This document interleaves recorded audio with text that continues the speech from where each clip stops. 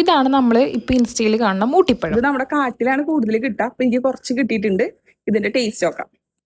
നമ്മളിങ്ങനെ കടിച്ചു പൊട്ടിക്കണം. ഭയങ്കര പുളിയാണ് ഈ തോട്. ഇതിന് കുറച്ചും കൂടെ എനിക്ക് സിമിലർ ആയിട്ട് ടേസ്റ്റ് തോന്നുന്നത് നമ്മുടെ ബറാബ കഴിക്കില്ലേ, ആ ബറാബയുടെ ടേസ്റ്റ് ആണ് എനിക്ക് കൂടുതലായിട്ട് തോന്നുന്നത്. അതിന്റെ അത്ര തന്നെ പുളി മധുരമൊക്കെ തന്നെ ഉള്ളൂ. കണ്ടോ, ഇങ്ങനെയാണ് ഇതിരിക്കുന്നത്. ഇപ്പൊ 2 കുരു ചില ഇതില് 1 കുരു ഒക്കെ ഉണ്ടാവുള്ളൂ. പിന്നെ കുഞ്ഞൊരു കുരു, ചെറിയൊരു കുഞ്ഞിക്കുരു അത്രേ ഉള്ളൂ. കുഞ്ഞു ഭയങ്കര ചെറിയൊരു കുരു. പിന്നെ ഈ തൊണ്ടില്, തൊണ്ടിന് ഭയങ്കര പുളിയാ. അതാണ് അച്ചാർ ഉണ്ടാക്കാനായിട്ട് കൂടുതൽ ഉപയോഗിക്കണേ. ഭയങ്കര പുളിയാ. നമ്മുടെ നാരങ്ങ അച്ചാറൊക്കെ ഉണ്ടാക്കണ പോലെ ഉണ്ടാക്കാം. പക്ഷെ ഇങ്ങനെ വെറുതെ ഇങ്ങനെ ഇരിക്കുമ്പോ ഇങ്ങനെ ഓരോന്ന് കഴിക്കാൻ നല്ലതാ.